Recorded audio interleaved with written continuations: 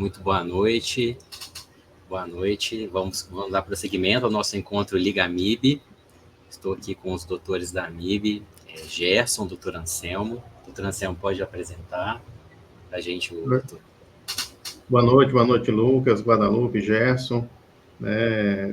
Olá, boa noite a todos. Sou médico intensivista. Hoje eu atuo em São Luís, aqui no Maranhão, estado do Maranhão. Sou coordenador da UTI geral do Hospital da Ilha, um hospital do SUS, um hospital da rede estadual. E trabalho também na rede privada aqui, um hospital da rede DO. E hoje eu estou como membro do Liga MIB, a coordenação do Liga MIB. E já queria apresentar aqui também nosso outro convidado, o Dr. Gerson, conhecido aí de muitos já. O Dr. Gerson é médico intensivista, membro da diretoria da MIB já há vários anos, atual coordenador do comitê de graduação, né, da MIB, e também já fui coordenador da Liga MIB aí por muito tempo, né, responsável por tudo que a Liga MIB construiu ao longo dos anos. E hoje a gente está reunido aqui para falar sobre um tema super relevante, né, por conta da sua prevalência e da sua alta taxa de mortalidade. E nesse mês de setembro, que é o mês, né, que foi escolhido mundialmente para ser um dia de combate à sepse.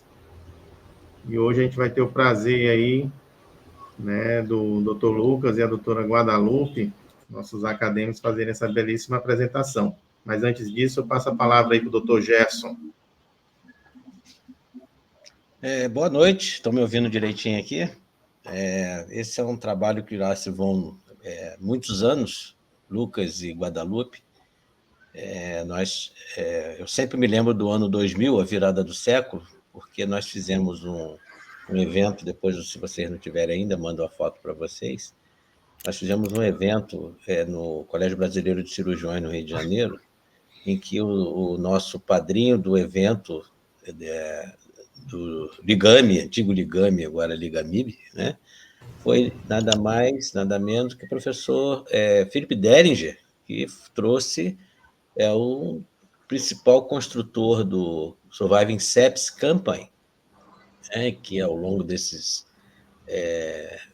anos todos ele vem evoluindo, né?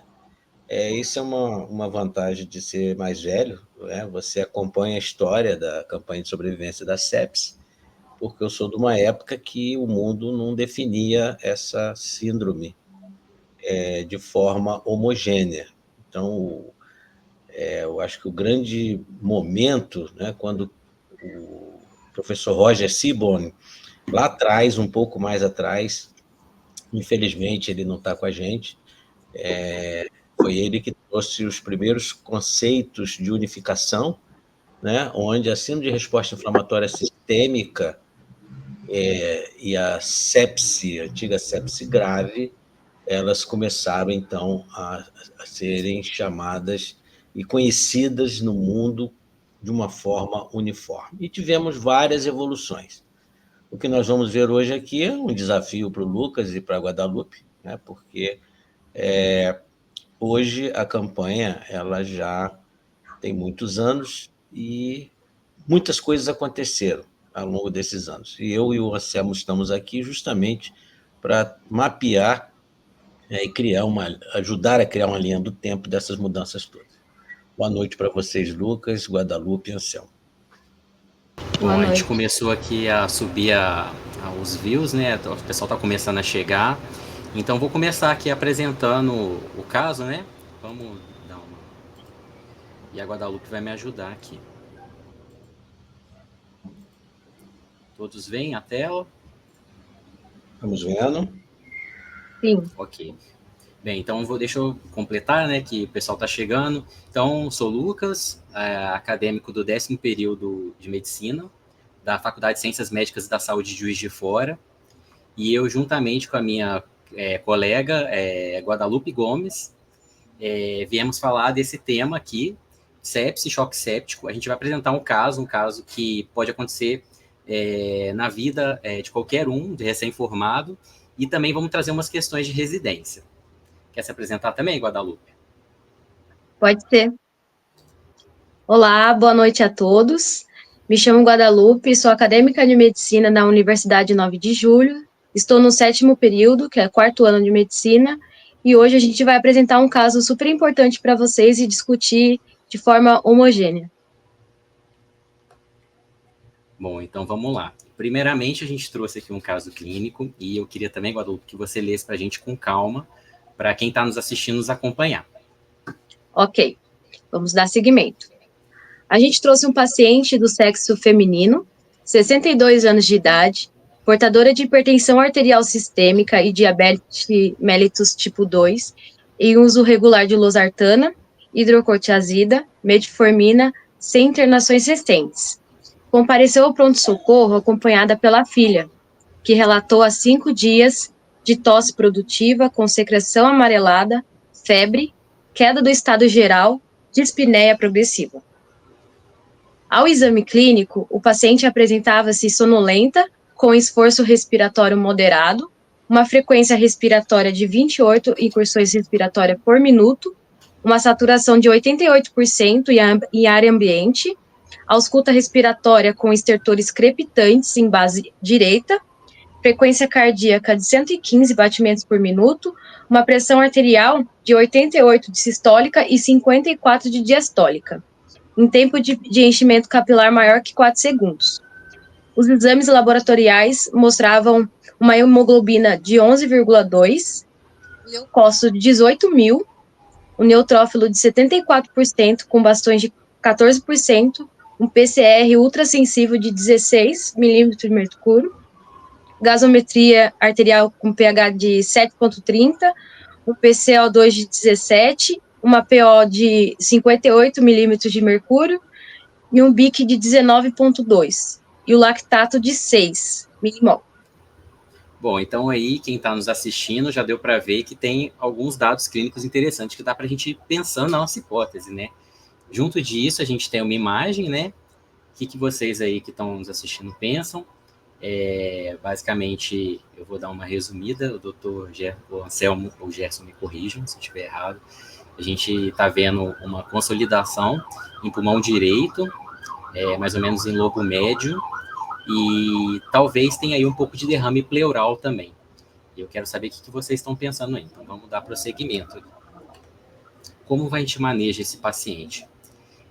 Primeiro, eu queria lembrar que todo paciente que tá com infecção ou que está com infecção, ele pode apresentar alguns sintomas que a gente tem que se preocupar, que são sintomas que faz a gente pensar em sepse. Por quê? Porque a sepse é um quadro inflamatório sistêmico que evolui grave, descompensado, que pode levar o paciente ao óbito. Então, dentro dessas questões, a gente vê febre, a gente vê desconforto, dor, sudoreico, o paciente está confuso, a respiração está pequena, está curta ou está rápida, os batimentos estão altos. Então, vamos voltar ao caso. Bom, aqui a gente sublinha, né, algumas coisas importantes que eu queria chamar a atenção para a gente começar a pensar no tema de infecção e de infecção para sepse. Então, a gente vê que o paciente estava com febre, estava com frequência, estava taquipneico, a saturação estava com menos de 90% em ar ambiente, né, 21% de O2, frequência cardíaca 115, a pressão arterial de 88 por 54. Eu calculei a PAM, está em torno de 65,33. Depois a gente vai comentar sobre esses valores. E o tempo de enchimento capilar, ele está um pouco aumentado, tá? Pouco não, está bastante até aumentado, né? Está de 4 segundos. A gente percebe também uma leucocitose, um pouquinho de desvio à esquerda, né? Presença de bastões. Tem também uma acidose aí, associada a um CO2 baixo, então provavelmente também tem um componente metabólico. E uma P de oxigênio também um pouco reduzida, né? Poderia estar normal de 80 a 100, está aí em 58 milímetros de mercúrio. E o lactato 6, está acima de 2. Mais uma vez, a gente mostrar o exame de imagem. O que vocês que estão aí pensam, né? Será que a gente pode pensar numa pneumonia? Será que é uma pneumonia evoluindo para sepse? Será que é uma pneumonia que está com insuficiência respiratória também, que a gente vai precisar fazer um manejo? Então, eu queria lembrar a todos aqui, isso aqui é muito importante para a gente como aluno e como futuros residentes.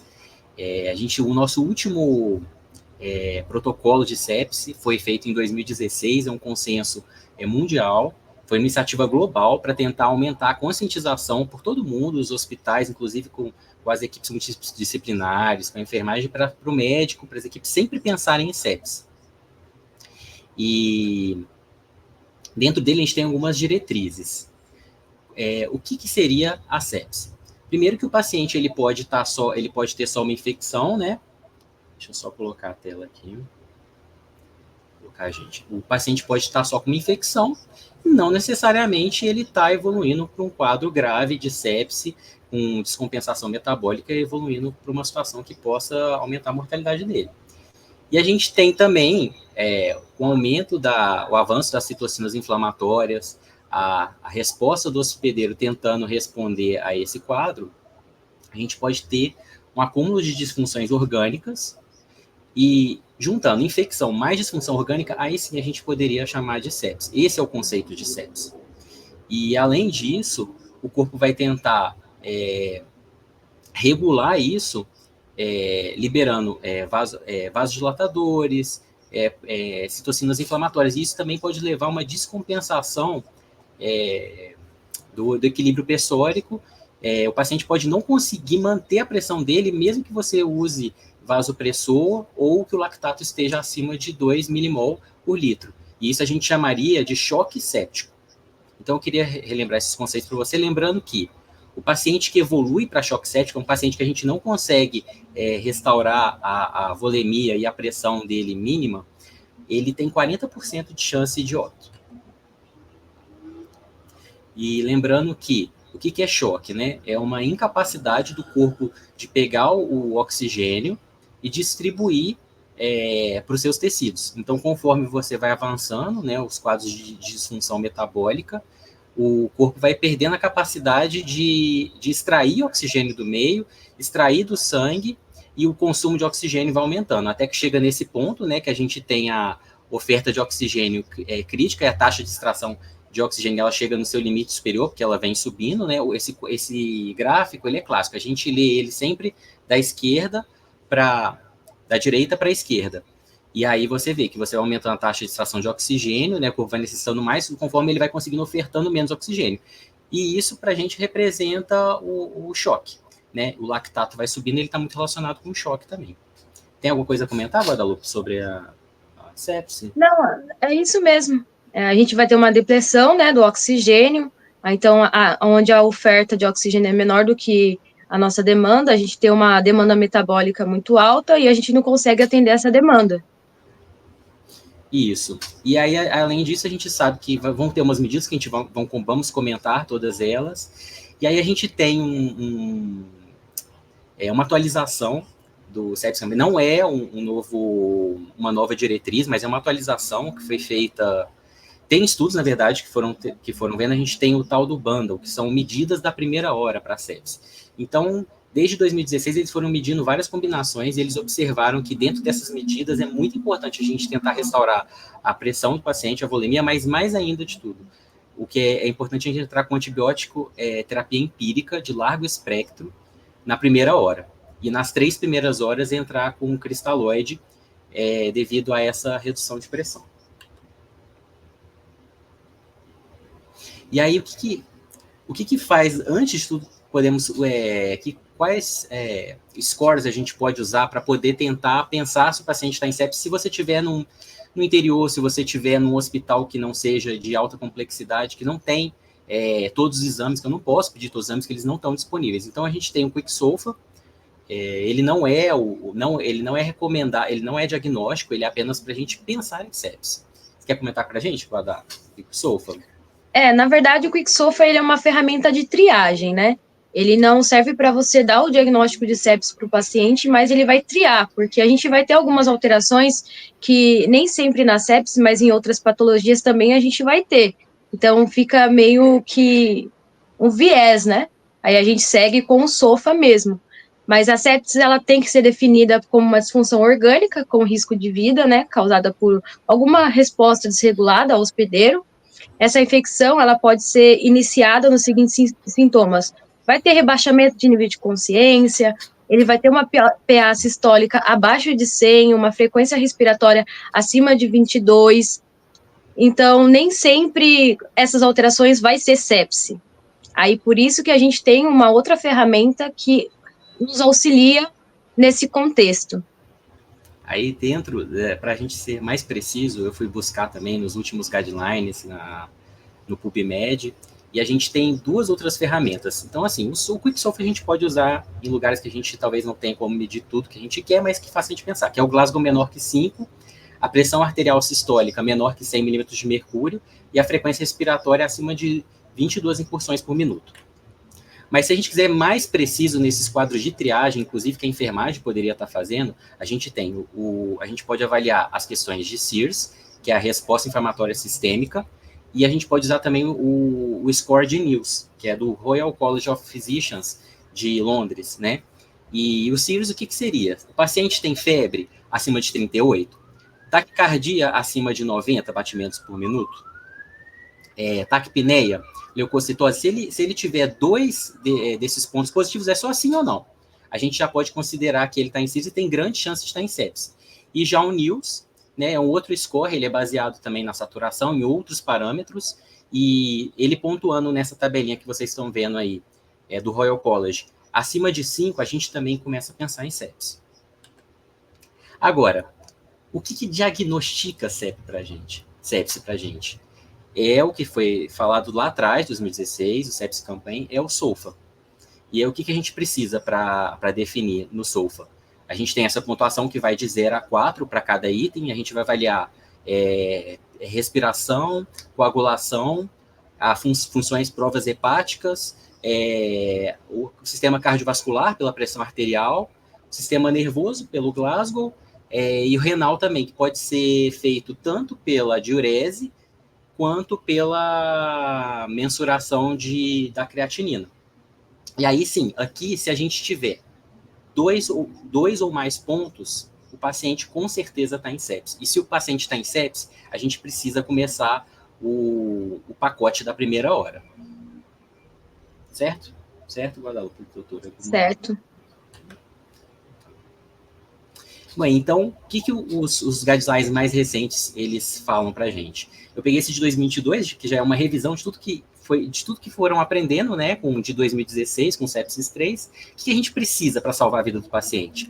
Triagem de tratamentos precoces, identificar se tem uma infecção ou não e tratar essa infecção, fazer o manejo hemodinâmico, porque afinal o paciente ele morre de choque.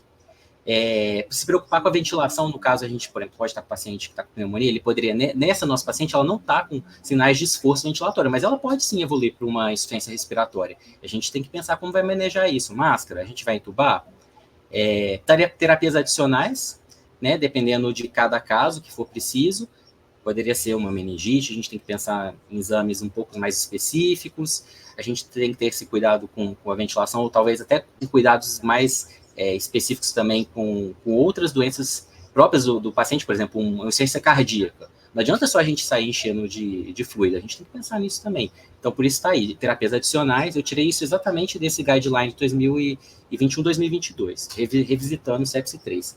E ter metas de cuidado a longo prazo, para a gente poder salvar, restaurar a saúde desse paciente. Bom, então, voltando ao nosso caso clínico, o que a gente vai poder fazer? Guardar, você quer só dar uma puxada aqui de tudo que a gente viu? O que está de mais importante? Tem um slide aqui muito bom. Então, como a gente pode ver, temos uma consolidação, provavelmente, talvez deve ter um derrame aí também. Eu não consigo discernir, depois os doutores, por favor, nos ajudem. Então tá, seria uma pneumonia evoluindo para sepsis. Isso aqui é sepsis. A gente não viu vários scores, vamos quantificar. Tem critérios para SIRS? Tem leucocitose, tem febre, tem taquicardia? Sim, a princípio sim. Mas SIRS não é sinônimo de sepse. Tem disfunção orgânica mais infecção, aí sim a gente vai ter um quadro de sepse. E aí a gente volta para o SOFA. Eu peguei os dados aqui da pressão arterial de oxigênio. Eu fiz os cálculos, né? Na primeira tabelinha aqui, a gente pode Ou seja, mais de 2 pontos já é sepsis. Aí eu joguei aqui a pressão arterial de oxigênio sobre a FiO2. E peguei também outro dado aqui que a gente tinha, que é a pressão arterial média. Bom, a gente tem uma pressão arterial de O2 de 58 e a gente tem uma PAM de 65. E pelo quadro, PAM abaixo de 70 já pontuou 1 ponto. E a relação saturação-perfusão deu 238, que é menos de 300. Isso. E aí a gente completou 3 pontos. 3 pontos eu posso chamar isso aqui de sepse. É sepse, e essa sepse está confirmada. A gente vai entrar com as medidas da primeira hora. Aí eu queria que a Guadalupe comentasse para a gente aqui o que a gente vai começar a fazer. Primeiro, primeiro aqui eu trouxe esse print, né? Porque isso é o oficial, né? Esse é o do sepse 6 até, que seriam as medidas, né? Principalmente mundiais, né? Que seria colher lactato, entrar com cristalóide, mas a gente vai entrar com elas medidas mais específicas. Vamos lá, pode comentar. Então, nosso pacote de primeira hora, né, que é o bundle, a gente vai monitorizar esse paciente, ele vai ter que estar numa sala de monitorização, ele vai ter que ter 2 acessos calibrosos, a gente vai ter que ofertar O2 para esse paciente para manejar a ventilação dele, ofertar cristalóide, 30 ml quilo nas primeiras 3 horas. E como que a gente vai ofertar esse cristalóide? Qual cristalóide a gente vai usar? A gente opta mais pelo Ringer lactato, que ele tem uma solução mais fisiológica, né? Então, a gente tem que atingir uma pressão arterial média de 65 milímetros de mercúrio. A diretriz de 2021 incluiu uma forte recomendação na administração dos antibióticos empírico, né, de amplo espectro, em até 1 hora. A cultura microbiológica antes de iniciar o antibiótico, isso é importante também, você tem que coletar antes de iniciar esse antibiótico. A coleta do lactato arterial, o uso de drogas vasoativas, no caso, se necessário, a primeira droga de escolha é a norepinefrina, né?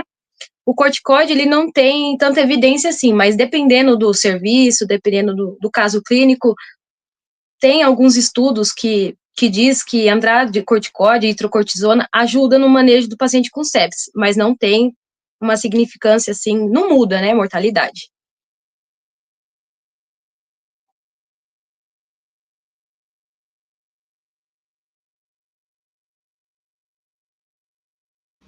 Oi, Alisson. A gente não está conseguindo te escutar, Alisson. Ô, Lucas, não estamos te ouvindo. Tá, não, tudo bem. Obrigado, gente, é porque eu tinha desviado o microfone aqui.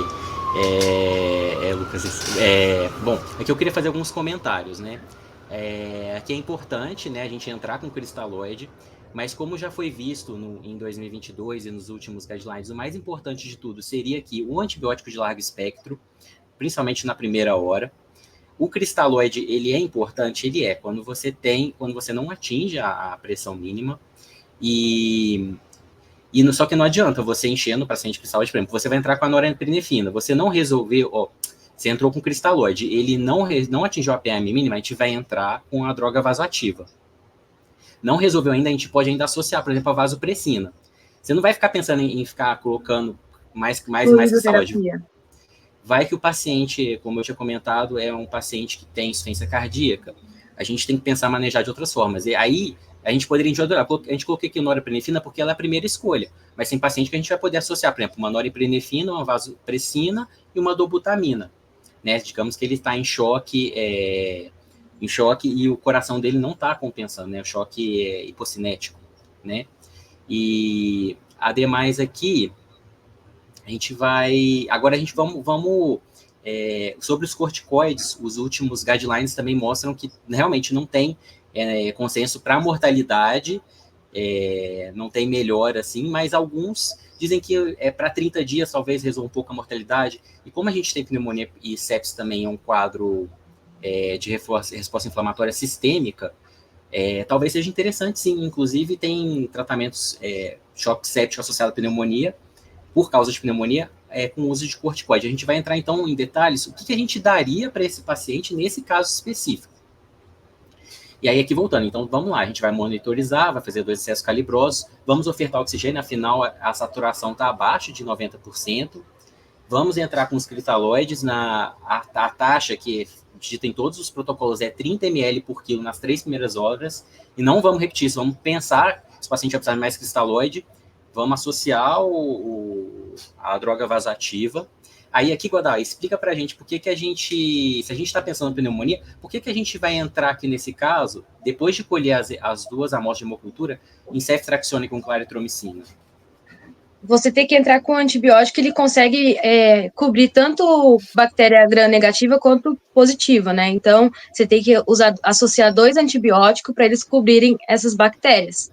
Lembrar também que, provavelmente, esse paciente, ele veio da comunidade, né? A gente não está pensando em bactéria hospitalar. Se fosse hospitalar, a gente optaria por outro antibiótico. Isso, então aqui a gente pensou numa ceftriaxone que cobra bactérias gram-negativas e uma claritromicina para bactérias atípicas, só que são 2 antibióticos de largo espectro, principalmente, na verdade, a ceftriaxone, né, que é uma cefalosporina de terceira, para bactérias de comunidade. A gente não vai entrar, apesar de ser de largo espectro, não vai entrar com mero e vanco aqui, né? E a gente está pensando no foco pulmonar. Então, por isso, a CEF, que são as bactérias gram-negativas, né, que podem estar causando também, a claritromicina para as atípicas, e as 2 juntas elas cobrem bem. Então, em muitos de guidelines. A droga, se necessário, a gente pensou na norepinefrina, só que esse paciente aqui, se ele tiver um paciente com o coração não está compensando, a gente poderia pensar também em outras drogas, tipo a dobutamina. E aí, nos guidelines, fala que para pneumonia também, para evitar um edema pulmonar, é interessante corticoide. Qual que é a dose que está no PubMed, na maior parte deles? Eles recomendam, né, na maioria, de 200 a 300 miligramas de corticoide dia. Essa dose pode ser feita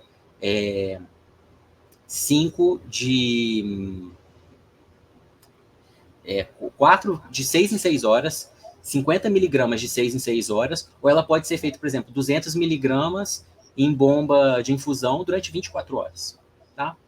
Aí, nesse caso, a gente vai ter que ficar atento à intubação, porque pode evoluir para insuficiência respiratória, não é o caso específico. Eu comentei aqui do bicarbonato, porque a gente praticamente não usa isso, né? Nesse protocolo eu vi que somente abaixo de 7,2, também não é o caso. Mais alguma coisa, Guadalupe? Não, isso é isso mesmo, porque vira tão corriqueiro, né? Tipo, o paciente tá lá, chegou na emergência, veio da casa, veio com todos esses sintomas. Aí, a primeira coisa que falam, tá com acidose, vamos entrar com bicarbonato. E nem sempre é dessa forma que acontece. Então, assim, você perde muito tempo em manejo inadequado do paciente. Então, a gente tem que olhar como um todo para esse paciente, ver o que está acontecendo, colher a história clínica dele, para poder manejar da melhor maneira. Porque a sepse é tempo, tempo é vida. Se você não correr, ele vai morrer. Bem, aí aqui a gente termina as principais medidas, ou pelo menos iniciais, né? A gente vai dar um tempo aqui para os nossos doutores da AMIB fazer perguntas para a gente, e aqui a gente também teve umas perguntas hoje no Instagram. Eu queria que, por favor, doutor Gerson, Anselmo, vocês dessem uma olhadinha para a gente poder responder. Oi, Alisson. Então, parabéns aí, Alisson. Lucas, desculpa, eu estou com o Alisson aqui na cabeça, que eu estava olhando ele no chat aqui. Foi mal. Parabéns, Lucas, Guadalupe, pela apresentação. Eu queria fazer só alguns comentários. Antes de responder essas perguntas, a gente vai responder já, eu queria fazer só alguns comentários que são interessantes. Esse tema, como é um tema, uma síndrome, uma condição clínica altamente prevalente, com alta taxa de mortalidade, e que, como o Gerson bem colocou, ele tem um contexto histórico importante de definição, de tratamento, de condução. E, assim, a gente não tem, hoje em dia, uma ferramenta perfeita para fazer a triagem desses pacientes. E o sepsis 3, ele trouxe foi feita até uma certa confusão com o QSOFA, porque muitos serviços depois acabaram utilizando o QSOFA como uma ferramenta de triagem. E assim, quando a gente pensa numa ferramenta de triagem, a gente sempre vai querer uma ferramenta que ela seja muito sensível. E de preferência com uma boa especificidade. Mas o mais importante para ela é ser sensível, ou seja, a gente conseguir captar todos aqueles pacientes que estão com sepsis. Porque a gente já viu que é importante a gente identificar de forma precoce, né, que é até um dos pilares da campanha da sepsis, de combate à sepsis, e a gente realizar as condutas que vocês colocaram aí muito bem. Então, hoje em dia, vocês colocaram o MILS, o NILS, né, o QSOFA, os critérios de CIS. Então, hoje em dia, a gente tenta adequar um protocolo das instituições, tentando deixar ele o mais sensível possível para conseguir identificar esses pacientes. Porque nenhuma dessas ferramentas, elas, de forma isolada, vão ter essa capacidade, essa característica. Então, eu posso ter um paciente com critério de CIS e ele não está com sepsis. Né? A gente tem vários protótipos disso, por exemplo, paciente com pancreatite. Eu vou ter aquelas alterações, aqueles sinais, mas eu posso ter o paciente não estar com sepsis. Eu posso ter algumas alterações também que são identificadas por esses outros scores, que não são causadas por infecção. Então, o que a gente tem que ter em mente? Se eu estou diante de um paciente que tem um quadro, uma suspeita de infecção, e tem disfunção orgânica, e aí o instrumento que a gente, né, utiliza atualmente é o SOFA, mas se eu tenho disfunção orgânica e infecção, é sepsis. Não tenho que ter dúvida. O problema é como é que a gente consegue identificar isso de forma precoce nos pacientes que procuram um serviço de emergência, um paciente que procura um serviço na unidade básica de saúde, tá? E isso daí é uma discussão grande, né, Gerson? Qual a ferramenta ideal para a gente poder fazer essa identificação? Uma coisa que vocês colocaram também interessante é a questão do bando de primeira hora, é a expansão volêmica, né? O guideline, ele traz um volume lá, um cálculo de 30 ml por quilo. O Lucas colocou muito bem que tem alguns pacientes que a gente não vai conseguir fazer aqueles 30 ml por quilo. Aquilo não vai ser benéfico para ele. Vai ser uma sobrecarga de volume muito grande. E uma outra questão depende muito do cenário onde eu estou trabalhando. Se eu estou trabalhando num cenário, em uma instituição onde eu tenho recursos, né, eu tenho condições de fazer um POCS, tenho condições de avaliar melhor esse paciente, eu vou poder definir, avaliar fluido, necessidade, fluido, responsividade, para eu definir melhor qual volume eu vou fazer para aquele paciente. Agora, claro, se eu estou num cenário onde eu tenho recursos limitados, né, eu não tenho um arsenal muito grande ali para me estar dando uma retaguarda, a gente vai fazer essa expansão como manda o guideline.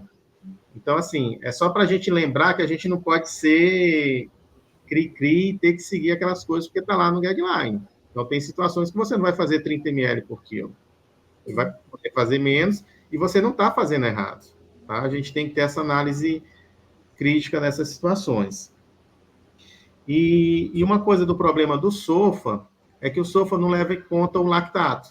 Então, você pode ter um paciente com sepsis, que ele tem um ponto no SOFA só, né, que teoricamente, pelo diagnóstico, não seria sepsis, e ele aparece com lactato lá de 4 e de 5. Então, esse paciente, ele tem sepsis também. Então, a gente sempre tem que, a ferramenta que a gente utilizar para poder avaliar o paciente, a gente também tem que fazer uma análise crítica dela, né, para a gente também não ser aquela coisa metódica, que se não tiver nesses critérios aqui, eu excluí esse diagnóstico do paciente. Na vida prática, a gente vai compreender que muitos pacientes, eles não estão dentro desse grupo, desse grupão, né, que foi idealizado para algum projeto, alguma diretriz. Uma outra observação que eu queria fazer com relação ao antibiótico, por exemplo, um paciente, que era o caso desse paciente, era uma pneumonia comunitária, a gente ficar atento para ele, se ele não tem fator de risco na história dele, para germe multidroga resistente. Apesar de ser uma pneumonia comunitária, mas se ele tivesse fator de risco para isso, eu poderia pensar em colocar um outro antibiótico para ele. Né? Então, é um paciente que já teve uma falha terapêutica, ele já vinha tratando com algum outro antibiótico. É um paciente que teve uma internação recente, mesmo que por um outro motivo. Então, isso eu tenho que atentar para esse paciente, né, eu pensar no esquema de antibiótico alternativo.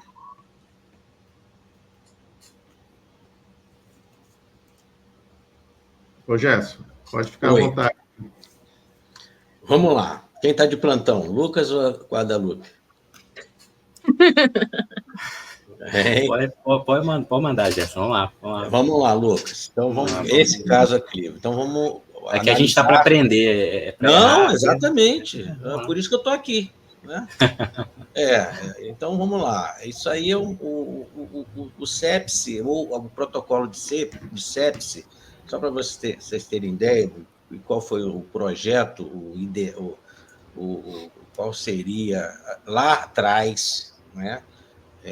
Quando foi feito o primeiro Surviving Sepsis, qual era o objetivo? Era, primeiro, certo? Ia baixar 25% a mortalidade no mundo.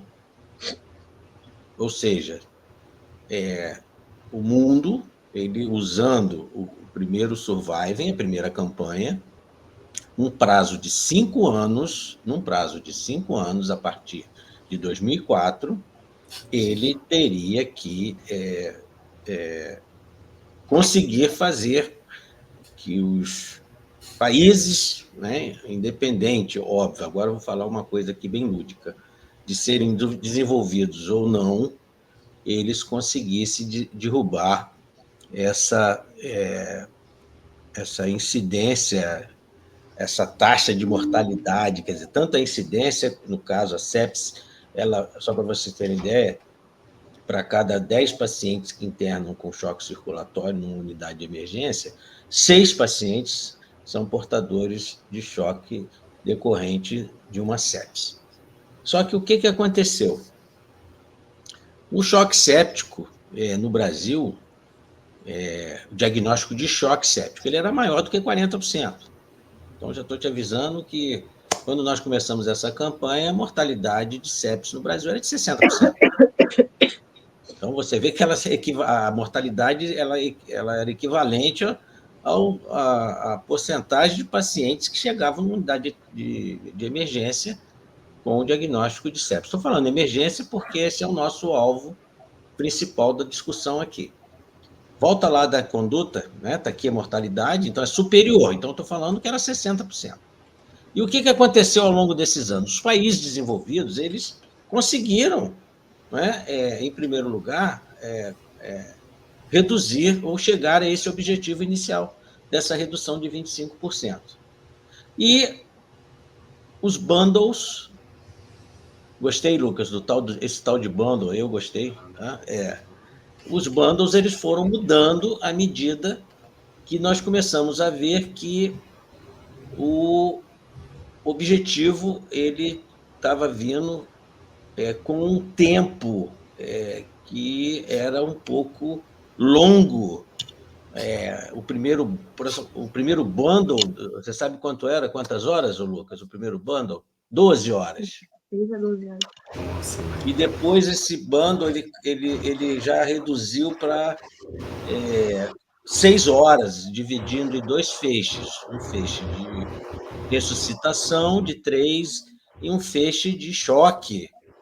Ou seja, considerando que nas primeiras 3 horas nós teríamos tempo para saber se iria fazer ou não droga vasopressora. Olha só. E nós vimos que isso também não estava legal.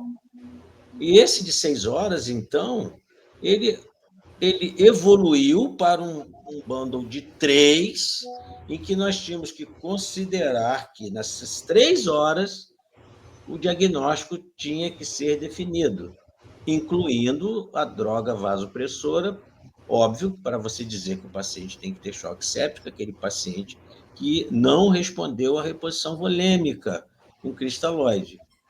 E nós continuamos a ver que a coisa não estava legal ainda, né? Foi quando nós vimos que... Será que nós não podemos colocar... Põe o caso aí, por favor, Lucas. Colocar esse bundle, tá aí, do lado com a conduta. Isso. Na primeira hora, aí entra uma coisa que o Anselmo falou, né? Que eu acho que a gente já tem que começar a discutir isso aqui. O Brasil, nós estamos falando do Brasil. O primeiro mundo conseguiu, tá, gente? Os países desenvolvidos, eles já trabalham, obviamente, com estatísticas com bandos desenvolvidos em 1 hora. A extensão para a terceira hora ela só é permitida a partir do momento que você tem uma dúvida do diagnóstico e você não tem um foco definido. Mas não vamos entrar nessa discussão aqui, porque eu estou de olho nesse caso seu, Lucas, né? Que não tem dúvida que esse paciente tem o foco pulmonar como responsável por essa, inicialmente, sepse. Por que é sepse? A Guadalupe, ela comentando sobre o Quicksilver. Quando chegou o Quicksilver no mercado, gente, você não faz ideia que confusão fantástica que trouxe para a gente. É claro que é uma confusão salutar, né? Mas, em primeiro lugar, o Quicksilver não tem nada a ver com sepse. O Quicksilver, ele é uma ferramentazinha sem vergonha e está trazendo para a gente gravidade de doente, desculpa. Então, o paciente que ele se enquadra com uma disfunção aguda do sistema nervoso central. Eu vou colocar... Desculpa, eu vou tirar a palavra disfunção, porque então eu já estou entrando no diagnóstico. Uma alteração aguda do sistema nervoso central, ou seja, uma queda do glasma. Um aumento da frequência respiratória, ou uma pressão arterial inferior a 100, né? Esse doente está muito grave, independente se ele está séptico ou não, independente. E aí, o que aconteceu? O SOFA, ele chega justamente para nós procurarmos disfunção orgânica a partir dessa gravidade. Então, os protocolos, né, eles vão sendo trazidos quando o momento em que você está vendo o paciente, você está encontrando a gravidade, ou seja, o paciente está grave, então ele não vai ficar numa sala amarela nem numa sala verde, ele vai ficar numa sala vermelha. Então, vamos procurar o foco. Ele tem foco e vocês, então, a partir daí, vocês vão encontrar no SOFA as disfunções orgânicas. O que aconteceu com o sepse 3 que deu mais confusão? Foi a presença do lactato. Por quê? Porque não tem, como o Anselmo falou, não existe lactato no SOFA, né? Então, se você não tem lactato, você não vai fazer o diagnóstico? Vai fazer. E aí foi quando houve na realidade, hoje nós fazemos um sanduíche nos primeiros critérios que foram trazidos pelo professor Roger Cibone, com a síndrome de resposta inflamatória sistêmica presente, mas, obviamente, a disfunção orgânica aguda. O que realmente... o sepse 3 ele foi muito importante para todo mundo ver que nós precisávamos melhorar, não é? E a melhora veio primeiro na definição de sepse, porque antes era chamada de sepse severa, sepse grave. Isso é uma redundância, né? Então, esse é o primeiro ponto importante. Então, se o paciente tem sepse, ele está grave. Então, não precisa se chamar sepse grave. Sepse, ponto. E aí, Lucas, você recebeu esse paciente que tem sepse. Você tem alguma dúvida que esse paciente tem sepse? Não, né? Não você me me apresentou um paciente que está disparado com Quicksilver. E você já vê a disfunção orgânica bem visível, né? Um paciente que tem... o paciente já está hipotenso, certo? É um paciente que já tem hipoxemia. Olha o PO2 desse paciente. PO2, 58. O PO2 de 58. Então, o SOFA, todo mundo tem, todo mundo, todos os cidadãos do mundo têm um cérebro acessório que chama celular. Então, ninguém precisa decorar SOFA, mas é coisa bem objetiva no que você está vendo aqui. Então, temos que ver esse doente. E aí, eu estou vendo aqui que está aqui, cristalóide 30 ml por quilo. Não, antes do cristalóide. 2 acessos calibrosos. Guadalupe, não pode ser um só? Pode. Pode, né? Pode. Pode, né? Então, acho que um acesso venoso calibroso, ele já é o suficiente para você fazer o cristalóide, certo? Certo, Lucas? Certo. E aí está aqui que você vai fazer cristalóides 30 ml por quilo nas primeiras 3 horas. O objetivo do bundle é nas primeiras 3 horas ou na primeira hora? Então, o bundle é a primeira hora, né? Primeira hora, né? Então, porque a revisão do bundle, Gerson, de 2022, fala que o cristalóide pode ser em até 3 horas. Isso. A primeira hora é o antibiótico de largo espectro, que é o mais importante, que eles observaram que isso modificava... Só que você tem que resolver na primeira hora qual o diagnóstico. Atenção, cuidado com isso. Você pode ter até 3 horas, porém, na primeira hora, você tem que ter o acesso calibroso e você tem que definir o volume que você está fazendo, certo, Anselmo? Exatamente, Gerson. E aí, Lucas, é o que a gente pede atenção, porque assim, você não vai poder tolerar esse paciente com a PAM inferior a 65 para correr esse volume, entendeu? Você tem que resolver esse problema da forma mais breve possível. Então... Isso, entendeu, Lucas? Uhum. E aí faz de conta que você me ligou, ou ligou para o Anselmo, né? Então, a única coisa que realmente a gente tem que considerar é o seguinte: se você escutar o grupo, nosso grupo de instrutores da CEPS, da MIB, você vai ver que a gente vai falar o seguinte: olha, tem que fazer 30 ml quilo. Ponto. Não é? Só que nem todos os pacientes vão tolerar 30. Porém, quanto tem que ser na primeira hora? 30. Até 30. Certo? Agora, pode ser que você tenha um paciente com insuficiência cardíaca e esse paciente com insuficiência cardíaca, isso você vai avaliar por uma coisa que não está aqui ainda, mas eu já quero chamar a atenção, não é? É que essa avaliação, nós temos que tirar as vendas dos olhos, quando eu estou falando em monitorização hemodinâmica, usando um transdutor. Certo? Isso é uma outra coisa. Mas a Anselmo está deixando claro aqui que nem em todo lugar tem um transdutor, um ultrassom, para fazer isso. Então, eu não estou dizendo que é obrigatório, mas, se Deus quiser, nós estamos chegando lá, vai ser obrigatório, tá? E aí, pronto. Então, esse tempo de 3 horas, como o Anselmo falou, a gente pode esperar 3 horas para saber se esse paciente vai ter uma PAM acima de 65? Não. Não. Né? Então, posso abrir uma aspas aqui também? Inclusive, digamos que você está num lugar que você vai demorar para colher e fazer hemocultura.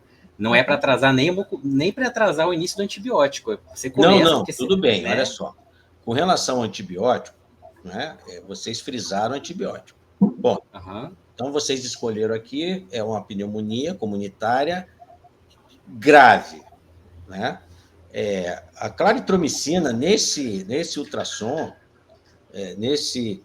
nessa TC, né, ela mostra uma pneumonia, essa é uma pneumonia lobar. Não necessariamente precisaria da Clary. Não, calma. Não, olha só. Você pode associar a ceftriaxona com a claritromicina. Só que a claritromicina, ela entra com o objetivo de ser uma droga, a moda, né, a propaganda do macrolídeo nesses casos, é como se fosse uma droga imunomoduladora e as pessoas estão fazendo essa associação e não discutindo se esse paciente tem uma forma antiga, que nós chamamos, eu chamo até hoje, eu sou antigo, de atípica, né? Mas aqui eu entendo, volta lá para a nossa prescrição, que a Guadalupe está com a cara de preocupada agora ali, nós temos que fazer aqui, olha assim, vamos lá, o padrão de paciente está aqui, podemos fazer essa associação. Então, nós vamos puxar esse cristalóide para a primeira hora, né? E vamos fazer o volume, tá certo? E aí, você está com um acesso venoso periférico, não é isso, Guadalupe? Sim. Você fez uma infusão de 20 ml por quilo, tá? Você está durante a infusão de 20 ml por quilo, e nesses 20 ml por quilo que você está fazendo, 20 a 30, vamos trabalhar com esses números mágicos. O paciente continua com essa pressão arterial, você não está conseguindo chegar ao número mágico de uma PAM de 65 para cima. Você vai fazer a noradrenalina, não é isso? Hein? Sim. Você vai fazer na veia periférica? Pode ser feito na veia periférica.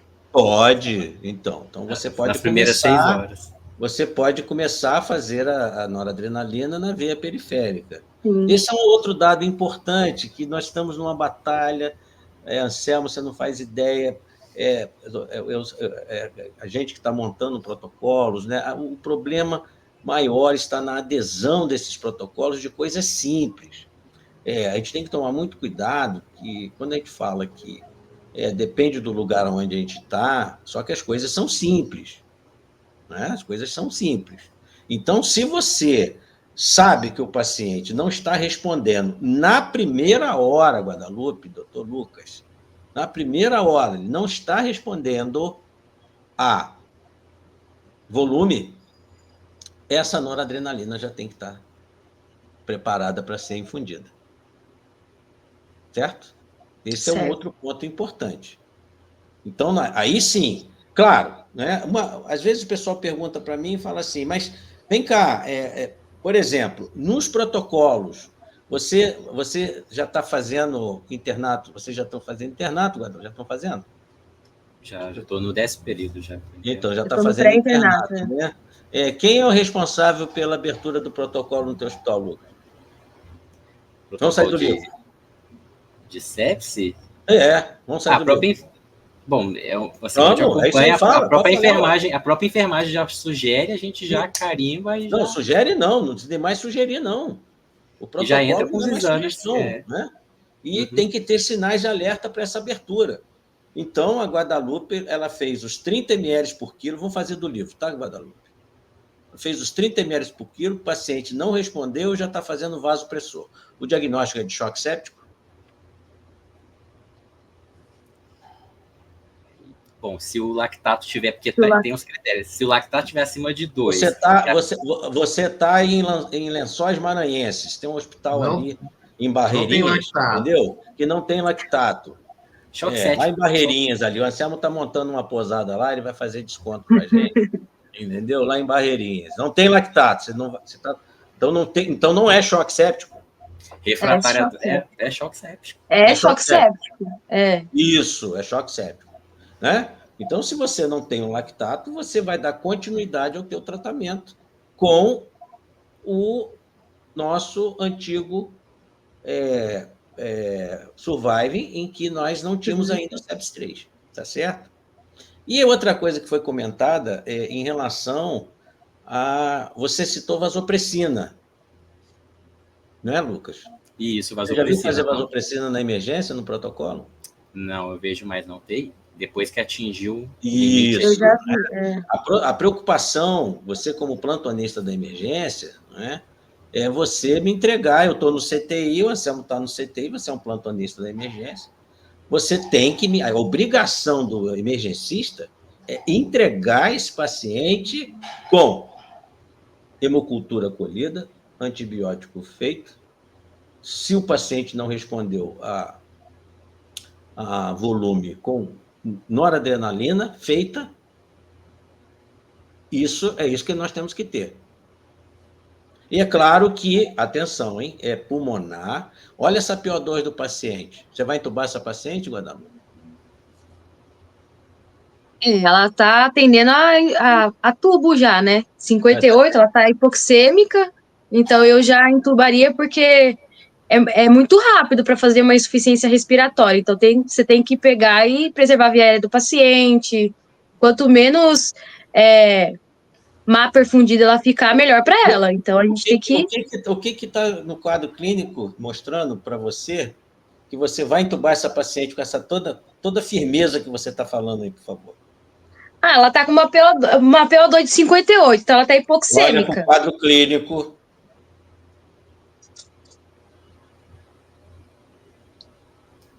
Sinais de Frequência esforço. respiratória. Ela tem esforço Ela está respiratório. conversando numa boa com você? Oi? Ela está conversando numa boa com você ou ela está com sono? Ela tá sonolenta, então ela já tem rebaixamento de consciência. Então, assim, o Glasgow dela já não é 15, né? Ela já perderia ponto no Glasgow. Então, olha só, né? Então, isso tudo tem que ser feito aonde, Lucas? Na emergência. Na emergência. Com certeza. Na emergência. Né? Não é passar bola para os outros, não é isso? Então, você, na emergência, você vai fazer a hidrocortisona, Guadalupe? Não sei qual dos dois que falou. A Guadalupe vai trocar o plantão contigo, tá, o Lucas? Ela está chegando para assumir o plantão. Alguém falou aí fazer infusão contínua? Infusão contínua, nas 24 horas ou de 6 em 6 horas, 50 miligramas. Que ele então, sugere. nós vamos combinar a partir de hoje. Nós vamos fazer 50 miligramas de 6 em 6 horas. Precisa fazer na emergência, é isso, Lucas? Não. Acho que a hidrocortisona não tem consenso. Não é questão. Vamos lá no Survive. Né? Vamos lá no Survive. Uhum. Né? O Survive te dá duas opções. Você tem que fazer ou você pode fazer. Ou seja, a recomendação é forte. Você tem que fazer. A recomendação da hidrocortisona é forte? Então, pelo que eu li... Sim ou não? Não. Não. Se é não, então você precisa ter pressa? Não. Não. Não é? Mas, obviamente, que vocês comentaram que existe a possibilidade de ser feita. O Anselmo faria, tem certeza. Você faria, Anselmo? Depois disso tudo? Certeza. Com certeza. Choque refratário, dose de nora elevada, não está respondendo. Vocês falarem em associar a vasopressina. Eu tenho certeza que o Anselmo não faria infusão contínua. Não. Também não. 50 miligramas de 6 em 6 horas é o suficiente. Isso, não é? Mais uma bomba, Lucas, hein? Não vamos ficar enchendo o paciente de bomba. Né? Então, nós vamos fazer de 50 miligramas de 6 em 6 horas. Agora, tem um negócio aí que você vai tirar da prescrição, Lucas. O que é? Bicarbonato. Isso. Agora, você tem que pedir para a Guadalupe perguntar para ela por que ela colocou bicarbonato nessa prescrição aí. Ou foi você? Fui eu, na verdade, eu vi o pH, eu só lembrei que, tipo assim, só se aí deu angústia, né? Deu uma angústia danada, né? Hein? Então, isso aí não se faz. Certo? Não se faz bicarbonato. O Anselmo não deve ter pego, não. Eu sou da época da dopamina, Lucas.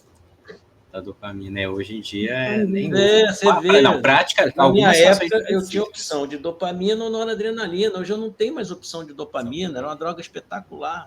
Aí inventaram que a dopamina faz um monte de arritmia, né? Aí botaram a noradrenalina. Então vamos lá, Guadalupe. Vamos, prescrição do paciente, dieta. Tem que, na verdade, se está instável... Agora, 0. Agora? Nós estamos com doente, na emergência, está você, Lucas. Você está em Barreirinha. Vai iniciar a dieta para ele ou não? Eu não iniciaria. Então é 0. Dieta 0. Jejum até estabilidade. Quantos acessos venosos? Aí já seria um acesso venoso, né? Na verdade, nenhum. Colocaria acesso central, né? Já tá senhora, você botou 2, eu tô promoção de 2, né? Então, a questão do acesso, 2 acessos calibrosos, porque eu pensei o seguinte, o paciente ele tem que receber o volume, correto? Isso. Não necessariamente vai ser o 30 ml hora. Aí, se caso, durante essa infusão do volume, o paciente ele não tem fluido responsividade, você chegou lá, fez um eco. Peraí. Fluido responsabilidade é outro capítulo. Anselmo, um dia a gente põe o aparelho de ultrassom no caso, tá? Vamos lá. É isso que eu pensei. Vamos lá. Primeiro, um acesso venoso, calibroso, periférico. Tudo bem? Tudo bem. Isso. Você está com 20 minutos, 30 minutos com o paciente ali, você na beira do leito, Já colheu a gasometria, tá certo? A gasometria tu vai receber. Tua gasometria está onde, Lucas? Está do teu lado ou você tem que mandar fazer no CTI ou no centro cirúrgico? É uma das primeiras coisas que já foi pedida, né? Não, mas você, no teu hospital, está do teu lado ou você não, tem que mandar levar no CTI ou no laboratório? Não, tem que pedir. Aí o laboratório que vem. Até que o laboratório, o hospital que eu tô, até que tem bastante coisa, mas o laboratório que Não, vem. eu sei que tem. Mas vai demorar um pouquinho, não vai? Demora. Não é Isso, demora um pouquinho. Então, nós fizemos, Guadalupe, olha só, dieta zero, acesso venoso periférico, você infundiu, você fez uma carga, vamos fazer de 30, paciente segura, tá bom? Mas ele não aguentou. Não segurou a PAM. Então, aí você começou na noradrenalina no acesso venoso periférico, não é isso? Sim. Então, nesse momento, você já, obviamente, vai preparar, já está tudo pertinho de você, para você preparar. Assim que você tiver o protocolo definido, o acesso venoso profundo, assim como a intubação orotraqueal. Isso tudo é na primeira hora. Certo? O antibiótico, você já está fazendo. Corticoide, você relaxa, isso não é problema nosso, na emergência. Não tem que mexer nesse corticoide aí.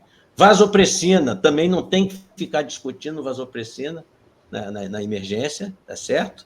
Porque para você fazer... o doutor Lucas vai coletar a gasometria. O gasometria, eu tô vendo o Alisson aqui, tá dando... Ele mesmo faz, jejum, ele tá respondendo. Isso. E como está escrito aqui, isso deve ser a Guadalupe, deve ter escrito, né? Ela está atenta à necessidade de intubação, ela já está preparando o paciente para intubação orotraqueal, não é isso? Hein? Sim.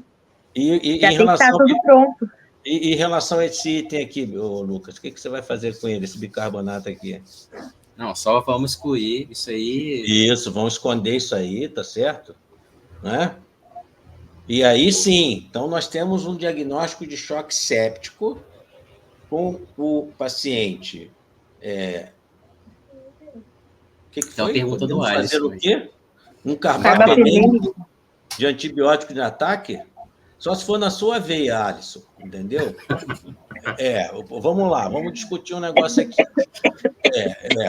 Faz 500 miligramas em você para ver se é bom. Olha só. O Anselmo citou um aspecto importante, é que esse doente, ele é virgem de tratamento antibiótico, porque, às vezes, o que acontece? O paciente ele vem com uma pneumonia e há cerca de 90 dias, esse é o número mágico, né? Ele teve uma internação há 60 dias. Já está me enrolando o Alisson aqui, estava esperando por essa resposta. Olha só, há 60 dias, esse paciente esteve internada, e essa paciente esteve internada, e ela fez um tratamento de 7 dias de uma antibiótico terapia para uma infecção urinária. Entende? Tomou 7 dias de cipro, coitada. Né? Olha que confusão. O que acontece nesse momento? Então, olha só. Então, está fechado isso aqui? Está tudo certo aqui? Agora, o Alisson quis esquentar a mesa, né? Botar pimenta na mesa. E se ela chegar com esse fato de ela ter sido internada há 60 dias e tomou 7 dias de ciprofloxacina na veia, Guadalupe, e agora? Aí você não pode dar claritomicina, né? E nem... Você vai ter que entrar com outro tipo de antibiótico. Até pensei em colocar nesse caso, né? Porque, assim... e se a gente colocar em questão de pseudomonas, eu entro com cefipime? Sim ou não? Responde para mim, já que você falou isso aí. Pseudomonas, sim ou não? Cefipime. Eu colocaria cefipime. Olha só. Isso é importante, essa brincadeira que o Alisson fez, né? Já tomou a dose aí, Alisson? Só 500 miligramas só, tá? Profilático, tá bom? Olha só.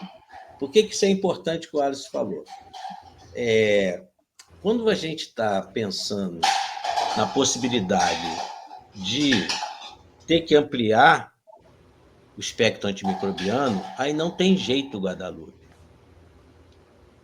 Aí não tem jeito, tá? Por quê? essa paciente estava internada num outro hospital, está vindo para o teu hospital. Essa que tomou cipro, tá certo? Está vindo para o teu hospital e, nesse momento, você tem que conhecer a sua microbiota. O hospital que você trabalha, você conhece a tua microbiota, Lucas?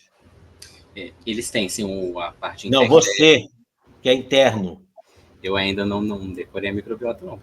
Eu não acredito que você não sabe a microbiota. Não, tem que assumir de cor. Então, como é que a Guadalupe vai poder fazer cefipime, tá? Se você não sabe como é que é a pseudomonas do teu hospital? Tá vendo? Por isso que o Alice botou esse meropenem aí.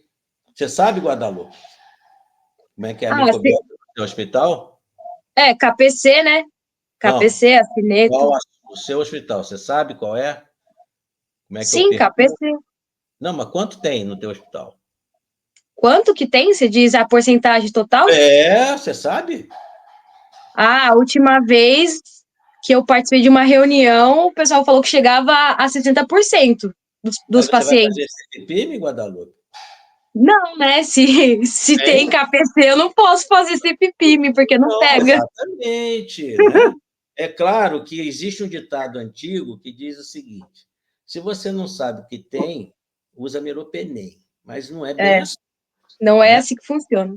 Esse não é assim que funciona. Então, para você definir que você vai ampliar o espectro, vai ter que ampliar. Não tem jeito.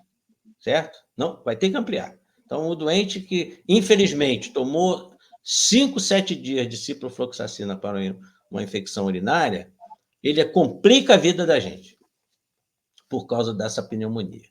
Então, essa pneumonia, ela deixa de ser uma pneumonia em que você pode usar um antibiótico para um micro-organismo que não seja resistente, para um micro-organismo que é resistente.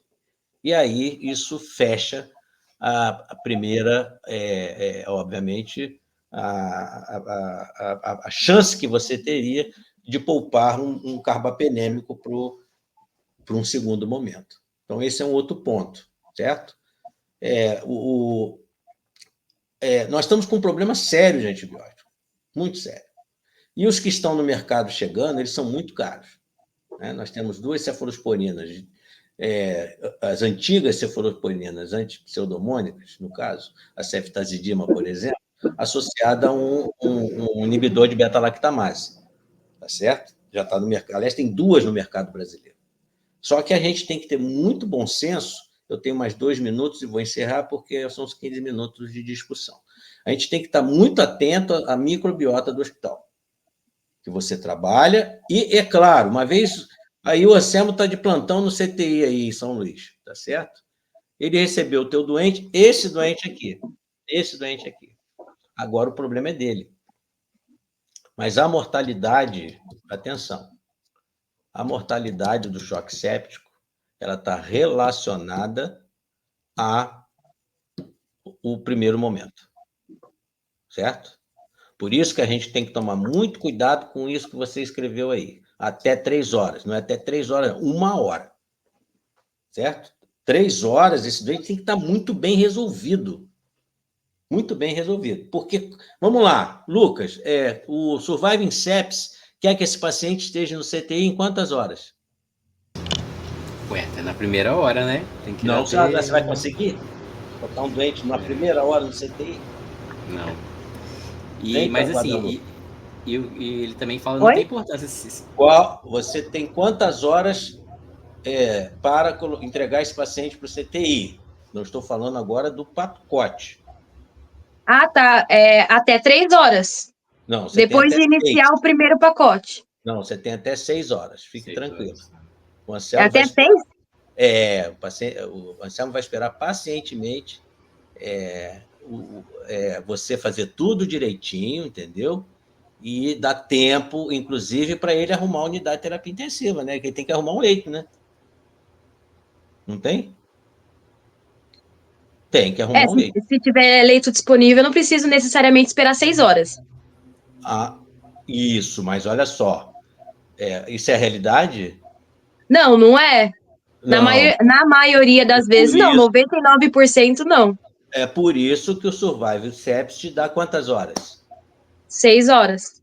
Para o Anselmo se virar. Porque o ideal agora, depois que você fez a sua parte, né, é que esse paciente vá para uma unidade de terapia intensiva. Não é isso? Vocês leram o último Surviving? Vocês têm o último Surviving? Tem? Então, vocês vão ver que existem alguns dados importantíssimos lá. Né? Que a gente fica muito preocupado com antibiótico. Claro, isso aí é o protocolo. Agora, você tem que estar atenta, porque vai chegar uma hora que esse doente não pode mais ficar na emergência. Né? Então, o Surviving te dá 6 horas. Ponto. Acho que eu já botei muita minhoca na cabeça de vocês. Anselmo, conclui aí. Tá ótimo, então, Gerson. Então... Ô, Gerson, a gente quer aproveitar o pessoal que está aqui assistindo a gente, que eu vi que tem uma galera que está aí até agora, e assim, a gente preparou umas questões de residência também para todo mundo fazer junto. Inclusive, Gerson, depois você pode até fazer os comentários. Tá preparado, a gente vai ter índice de acerto, de erro. Não vai ter premiação, mas vai ser uma brincadeira, isso. Legal. Mas, olha só, são essas as perguntas? Não, então são 5 perguntas de residência. Vocês apontam aí o celular de vocês aí para o link que a gente vai começar elas. Eu? Não, os alunos vão colocar, a gente vai fazer uma competição aí, Gerson. Não, mas eu quero fazer também, né? Se eu errar. Vamos ver aí como é que os alunos compreenderam aí a discussão. Vamos entrar em clima de competição aqui, é rapidinho. Eu vou deixar primeiro o pessoal entrar, tá. Enquanto eu vou... Esse tema é um tema que como diz o professor Celso, ele adora a palavra palpitante, né? Palpitante. Isso, então por isso que vamos ver.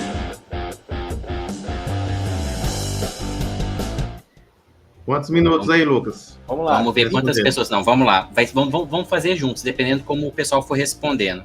Tem que ser rápido, hein? Tá. Porque deve ser pergunta objetiva, né? Não, são perguntas de múltipla escolha. Deixa eu parar aqui a apresentação. Peraí. Agora vamos entrar aqui na outra tela. Bom, então quem quiser entrar na brincadeira é Lucas. Peraí, deixa eu confirmar aqui para vocês. É o QR Code Lucas 9811 do Go Socrative. Ô, Lucas, eu acho que não tá entrando o QR Code. Não, deixa eu colocar aqui mais uma vez para vocês verem. O pessoal tá mandando aqui. Deixa eu habilitar aqui as perguntas. Aí, não, é para estar funcionando já. Vê se você consegue entrar. Aguardar. Uma pessoa já entrou aqui. Conseguiu entrar? Uhum. Coloca na tela de novo para ver. É só entrar no... Eu vou colocar aqui a tela rapidinho, que eu tô sozinho. Deixa eu compartilhar aqui a apresentação. Aí, agora vai dar para... Todo mundo aí entrando no... Ver se apareceu primeiro. Apareceu. Todo mundo entrando no site Go Socrative. E aí é só digitar no quiz. O código é Lucas 9811. Eu vou colocar aqui na tela de novo. Volta adiante. Tá, tô lendo aqui. Tá, vamos lá.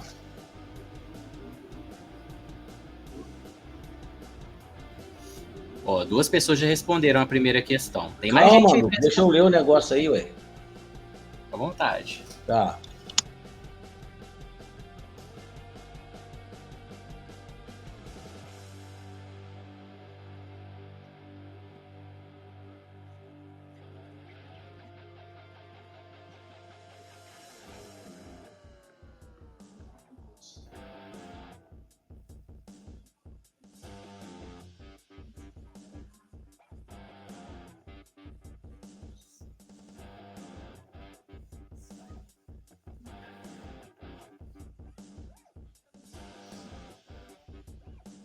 Pronto, vamos lá. Essa aí. 3 pessoas já responderam aqui. 3? 3. Tá bom. Pessoal, mas eu posso pular para a próxima. Depois a gente pode voltar nela. Vamos para a próxima? Vamos. Bora. Guarda aí a letra aí. Não vamos, vou botar aqui, vai. Não, depois eu vou mostrar os resultados na tela e vai ter uma estatística também. Ah, tá, ótimo. Então já Tem facilitou. tudo. Aqui eu preparei tudo para essa aula. Tô vendo. Botou até o bicarbonato no doente, velho.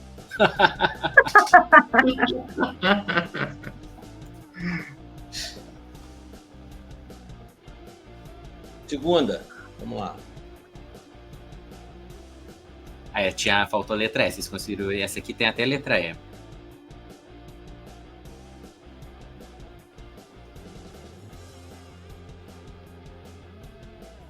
Quem não entrou, gente, pode entrar, pode começar respondendo, depois a gente vai voltar nas questões. Deixa eu colocar o QR Code aqui na tela. Pera aí, rapaz. É só deixar aqui, porque aí quem tiver entrando na live agora, vamos brincar. Tá. Entra aí nas perguntas pra gente.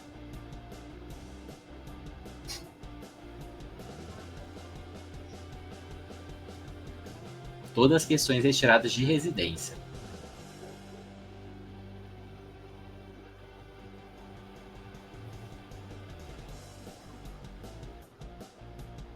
Tá feia a coisa essa pergunta dessa letra B aí, dosagem de hemocultura. Alguém dosa hemocultura, Lu? Hein? Tá feia a coisa, hein, rapaz? Então, lá de 2023, na PUC do Paraná. Eu vou estar no Paraná com o Breno, vou conversar com ele. Vou estar sexta-feira com ele. Pô, essa aí tá difícil mesmo, porque tem 6 alunos na nossa brincadeira e ninguém respondeu ainda.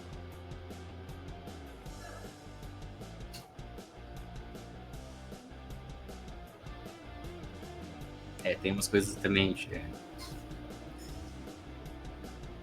Quem estiver chegando na live, chegou nessa parte, pode entrar no link, pode brincar com a gente, que isso aqui é para treinar para residência.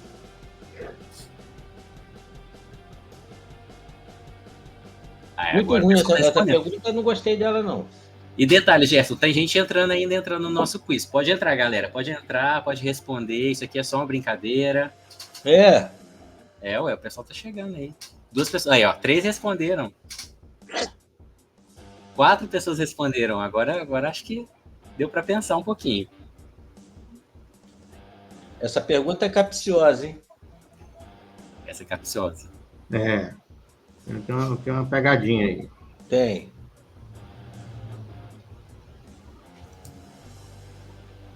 Agora que vocês acharem que a gente pode ir para a próxima, a gente pode. Depois a gente pode voltar também. Pode, vamos lá, terceira. Bora, terceira.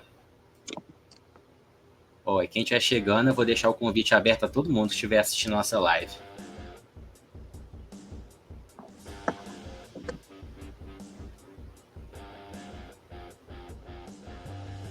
Guadá tá respondendo também, Guadá? Tô tentando entrar aqui, tá difícil o celular. Ô, Guadalupe, o que é uma pessoa discretamente sonolenta? Aquele que fica assistindo aula e não aprende as coisas? É o quê? O que é discretamente sonolento? Aquele que está na aula e não está entendendo nada? O que é? Esse daí que tá na aula aí, ele já não tá sonolento, não. Ele tá comatoso mesmo. Discreta. Eu tirei isso direto das provas de residência. Não, tá ótimo. Tô adorando essas perguntas loucas. Da Santa Casa de Misericórdia de São Paulo.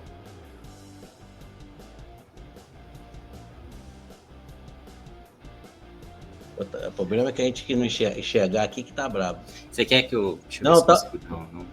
Para as opções... Você tá lendo bem aí, Anselmo? Talvez se dá um zoom aí, Alisson, vai melhorar. Agora sim, gente.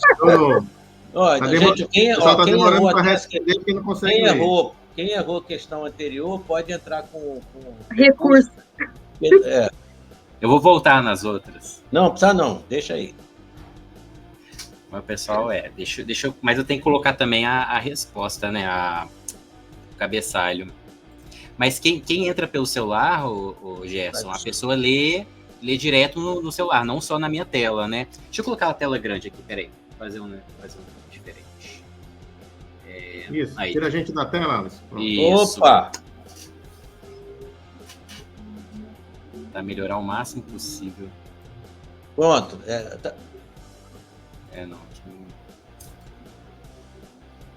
Tá bom assim. Quem estiver chegando pode responder as perguntas.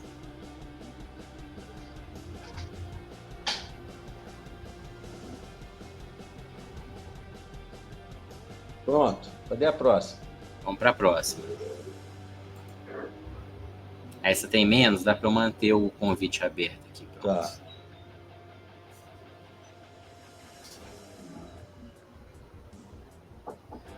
Da Faculdade do ABC de São Paulo. No ano passado. Recente, fresquinho.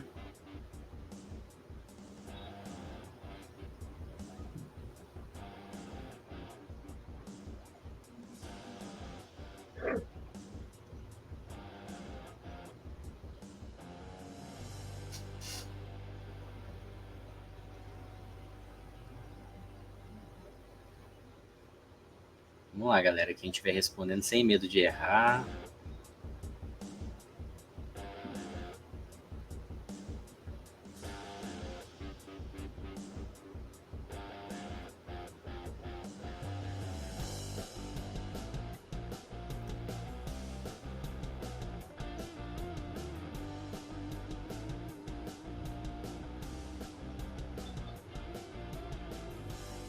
Essa teria que saber o...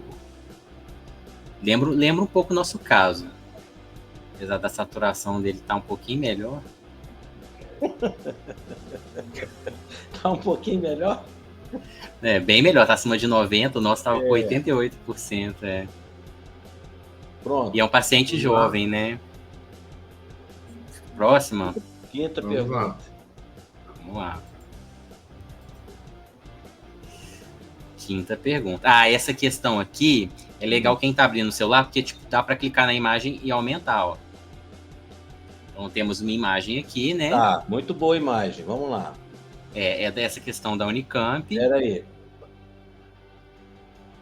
Deixa eu colocar assim, manter o convite para quem quem estiver chegando para participar.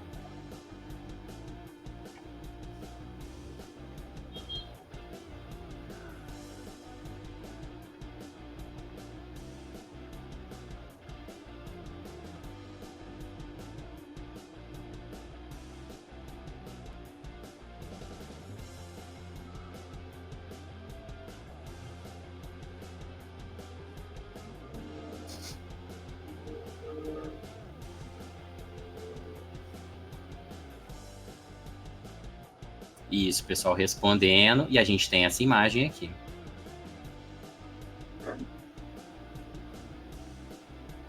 Questão da Unicamp.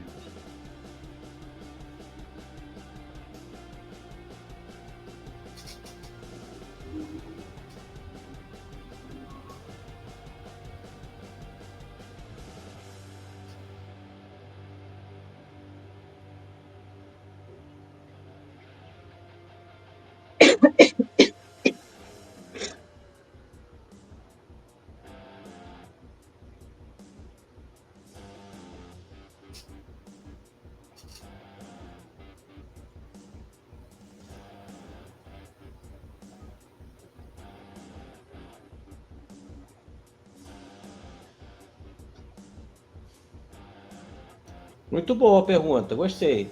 Interessante, né? E aí, Jess, a gente já começa vendo as respostas. Ó, 3 responderam, pessoal. O pessoal respondeu até o finalzinho aqui. Que já coloca o gabarito e a gente vai voltando? Acho lá. Que é melhor, né? E depois tem uma estatística de tudo que a gente fez. Ó, vamos lá. Aí, Gerson. Resposta certa. Resposta inflamatória sistêmica, nesse caso.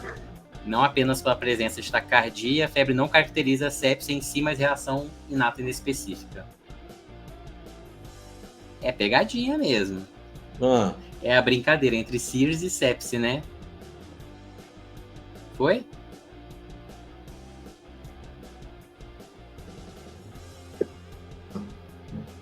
Deixa eu ver aqui. E aí?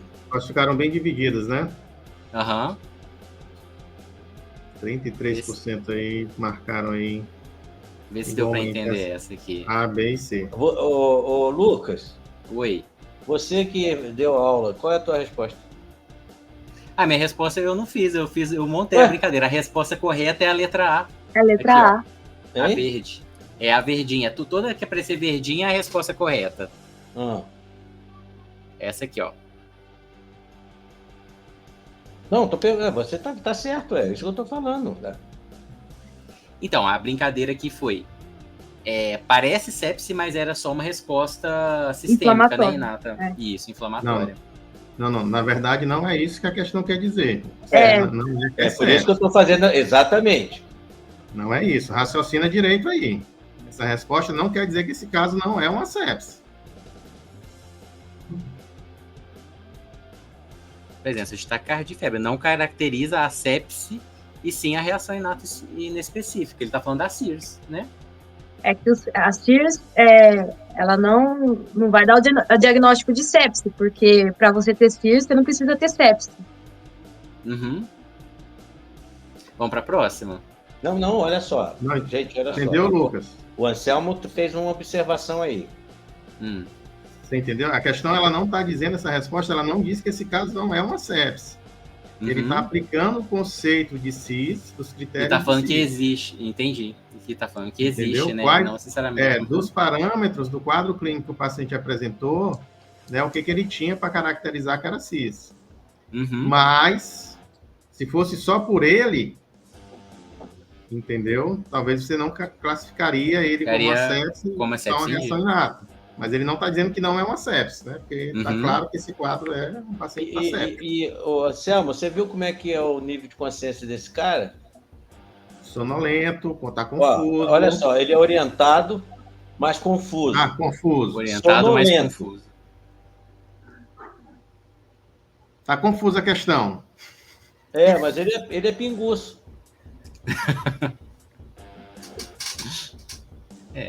Um copo por dia, e tabagista. Não, essa pergunta é interessante, mas você manda esse paciente para casa, Lu? De jeito nenhum. Não, de jeito nenhum. A gente sempre espera a sepse, mesmo que você erre, se você estiver desconfiando, você já não manda, você já segura o paciente. Você vai colocar ele na sala verde, amarelo ou vermelho? Vermelho.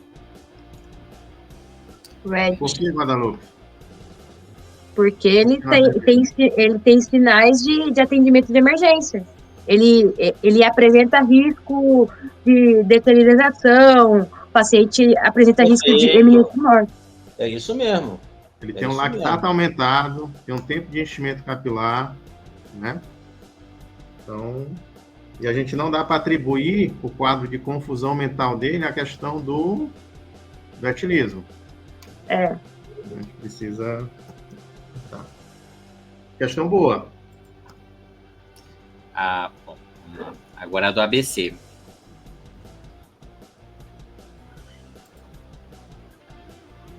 Vamos mostrar a resposta.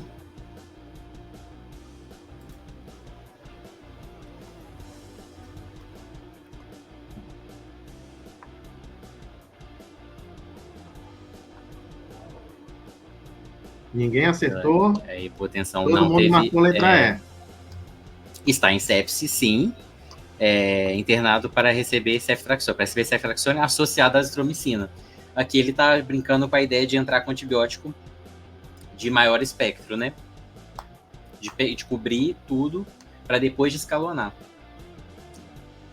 Que é o que o Gerson estava comentando, né? Da claritromicina mais a ceftriaxone. Aqui seria cef mais ASE. Algum comentário? Essa eu errei. Todo mundo errou aí, todo mundo marcou letra E. Ninguém colocaria azitromicina. Olha só. Gente, é um caso interessante, né, Gerson? Paciente olha jovem. Só. Essa pergunta está mal feita, tá? Porque, na realidade, ele deveria ter colocado, com relação ao... Ele está considerando o score news, tá certo? E ele joga esse número de saturação em 92% justamente para que o pessoal erre. Tá? Existe algum... Vamos na prática, vamos sair da residência aqui, né? Do gabarito. E vamos para a prática. Existe alguma diferença nesse primeiro momento de fazer só ceftriaxona e azitromicina? Acredito Não. até que a ceftriaxona iria cobrir muito bem, né? Aí, Exatamente. Eu não posso dizer que tá... achar que esse paciente ele tem, e tem outra, ele não mostra a gente tem que ter pelo menos um raio-x de tórax para ver esse doente. Concorda comigo? Uhum. Bem? Ô Gerson, aqui a brincadeira com as palavras é isso mesmo, é para o aluno da residência errar. Mas com certeza, na prática, não tá certa, daria certo a E, né? Aí fica interessante só a questão. Você tem que lembrar que é um paciente jovem, né, com quadro exuberante aí de uma possível pneumonia. Mas concordo com o Gerson que o raio-x aí ia fazer uma diferença enorme para a gente pensar se esse paciente é comprimido, né? Ninguém, olha só, exatamente. Alguma outra etiologia para o quadro dele respiratório. Exatamente. Sem um exame... Porque para você avaliar foco, né, você tem que comprovar realmente. Tudo indica que esse paciente tem um foco pulmonar, mas olha só, é um padrão... Cadê o padrão radiológico do paciente para a gente saber o que é isso? Né? O que o paciente tem? Paciente de 18 anos, sem comorbidade. Então, se é sem comorbidade, né, eu acho que o pessoal que marcou 100%, eu daria certo essa pergunta. Você daria certo, Anselmo? Não, também daria. Pronto, dá para pedir revisão de questão, recurso. Tá. E mesmo porque também, gente, a pneumonia também, geralmente atípica, ela é arrastada, né? Ela não começa repentinamente. A ceftriaxona entraria aqui perfeitamente. Isso, perfeito, gostei. Você está absolvido do bicarbonato, tá, Lucas? Tá perdoado, viu? Tô perdoado. Tô perdoado, vou dormir tranquilo hoje, então. Com a benção de vocês. Vamos lá, gente. Santa Casa, vamos mostrar os resultados. Essa aqui rolou uma dúvida aí.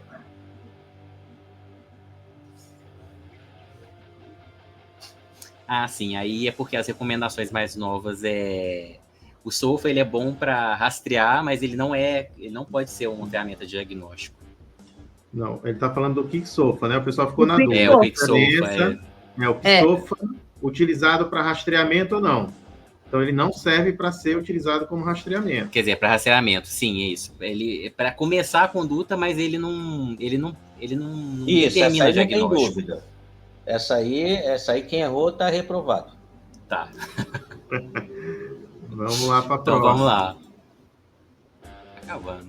É interessante que isso aqui faz diferença depois. Opa, a maioria acertou, hein? Essa aqui e 4 pessoas responderam.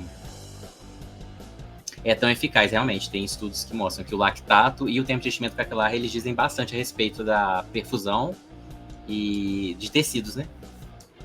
E como é que fica essa dosagem de hemocultura aí?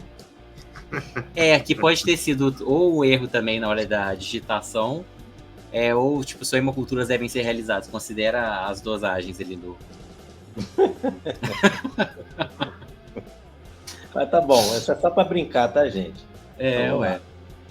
Não, e o pessoal entrou na brincadeira, Gerson. Até que o pessoal seguiu aqui até aqui. E a gente já tá aqui, vamos lá. E a última questão da Unifesp. Essa é a mais fácil, né? É saber as primeiras condutas, né? A maioria acertou. De cultura, jump spec, expansão volêmica, oxigênio total. Muito bom, muito bom.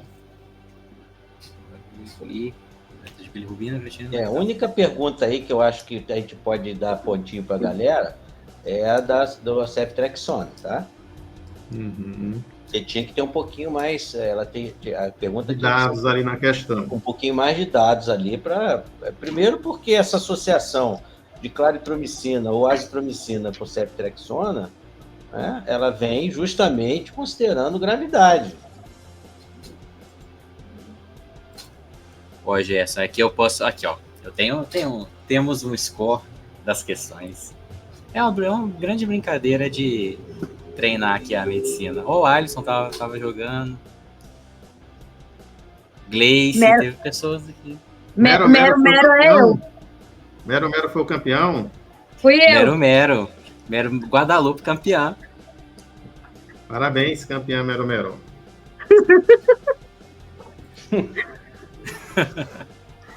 Vamos lá.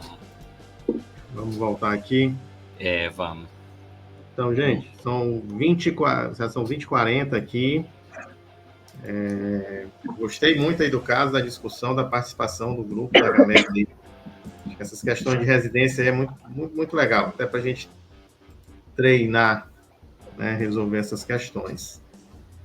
E agradecer ao Lucas, Guadalupe e a todo mundo que compartilhou desses momentos aqui com a gente.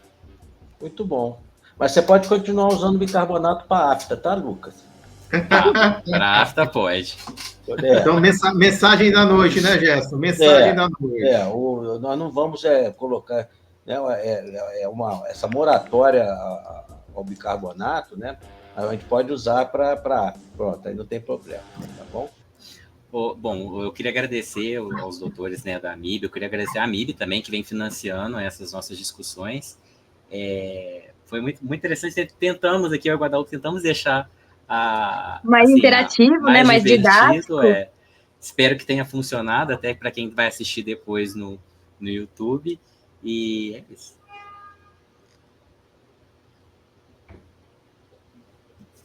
Certo? Vamos finalizar a coisa? É só agradecer mesmo, pessoal. E até novembro no Congresso, vocês vão? Sim, estaremos lá, com força. Batalha das Ligas, hein? Só quero ver, Anselmo. Vamos aquecer as batalhas aí, viu? A gente quer esse ano aí muitos alunos lá para essa batalha pegando fogo lá. E esse ano bastante gente vai participar, bastante liga. Então, vai ter muito choro. Vamos ver se alguma liga vai fazer bicarbonato, hein, Gerson? Mas até novembro eu vou tentar ver uma indicação de bicarbonato, tá, Lucas? Você está meio decepcionado aí com o bicarbonato, mas é assim mesmo, tá? Tá certo. Então, gente, olha só, eu vou finalizar e eu vou deixar aqui quem está assistindo com a propaganda do CBMI. E boa noite a todos, certo? Boa noite, Lucas. Parabéns, Guadalupe. Obrigadão, Obrigada. Gerson. Como sempre, aí enriquecendo nossa discussão. Um abraço.